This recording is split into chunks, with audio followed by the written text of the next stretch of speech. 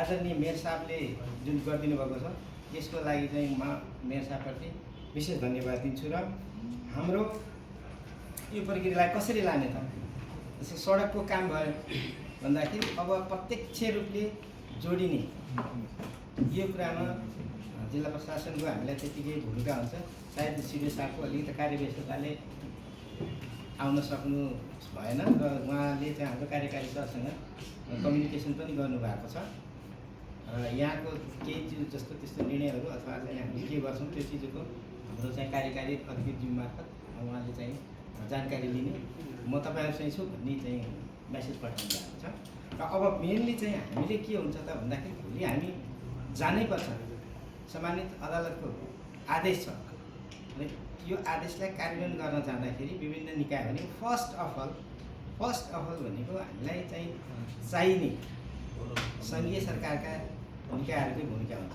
अब नापी र मालपोत कार्यालयको महत्त्वपूर्ण भूमिका हुन्छ किनभने हामीले सीमाङ्कन रेखाङ्कनको काम पहिले गर्नुपर्ने हुन्छ। तत्पश्चात मात्रै हामीलाई थाहा हुन्छ कि यो सडकको सीमा चाहिँ 25-25 मिटर भनेर तोकिसकेको हो।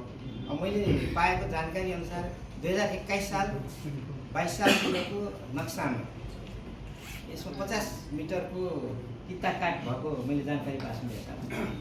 अब त्यसलाई चाहिँ हामीले पुष्टि गर्नलाई त यसमा हामीलाई चाहिँ के चाहियो त भन्दाखेरि नापी कार्यालय र मालपोतको पहिलो चरणमा त्यो नक्सा प्राप्तिमा हामीलाई चाहिँ सहयोग आवश्यक पर्छ। त्यसलाई हामी पत्राचार अनौपचारिक रूपमा हामीले कुरा गरेका छौँ। औपचारिकै रूपमा अब हामी त्यही एउटा चिठी पठाउँछौँ भने नापी कार्यालय र मालपोत कार्यालयको सरहरूले त्यो अभियानमा हामीलाई सहयोग गर्नुहुनेछ र त्यसपछिको एकदमै नजिकको सरकारको हिसाबले हाम्रो मेयर साहबको हामीलाई चाहिँ सहयोग चाहिन्छ किनभने यो यस्तो किसिमको कामहरू गर्दाखेरि सबै सरहरूले पनि एउटा अनुभव चाहिँ हासिल गर्नुभएकै होला किनभने स्थानीय सरकारको सहयोग बिना हामी अगाडि बढ्न सक्ने अवस्था हुँदैन।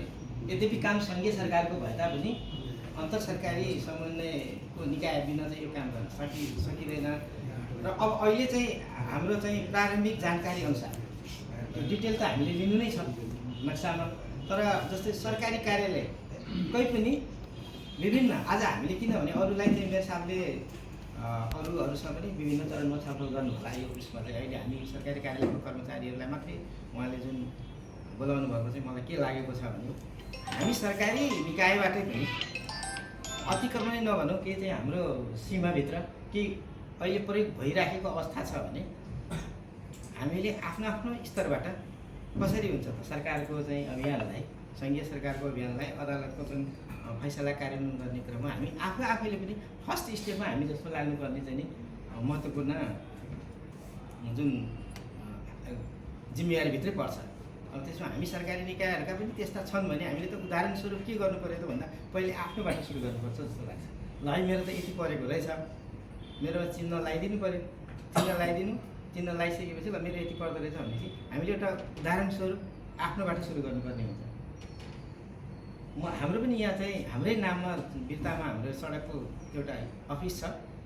अब यदि त्यसमा पनि हाम्रो परेको छ भने हामी त्यहीँबाटै हाम्रो छुट्याउने कामहरू प्रारम्भ गर्छौँ। त्यस्तै विभिन्न चाहिँ सरकारी विषय अहिले बाटोमा हेर्दाखेरि कतिपय हस्पिटलहरूको देखिन्छ, विद्युत प्राधिकरणको पनि देखिन्छ, कति जस्तो वनकै देख्छु मैले सरकारी निकायहरूको कति चाहिँ प्रयोग भएको छ त नभएको पनि हुनसक्ला, तर त्यो प्रयोग भएको त आफूलाई जानकारी हुन्छ र त्यो कुरामा चाहिँ यहाँहरूले आफ्नो ठाउँबाट सहयोग गर्नुभयो भने अनि हामीले फर्दर जस्तै यो चिजको लागि मैले आफ्नो चाहिँ तालुक निकाय सङ्घीय सडकसँग सडक विभागसँग मन्त्रालयसँग मैले पनि समन्वयमा छु र थप उहाँहरूको सपोर्टको हिसाबले हामी अगाडि बढ्छौँ, अगाडि बढ्नै पर्छ। र यसमा चाहिँ अब विशेष गरेर सहयोग हाम्रो मेयर साहबको आवश्यक पर्ने भएको हुनाले मैले अहिलेको अवस्थामा चाहिँ यति कुरै राखेर सरहरूसँग बिदा हुन्छु।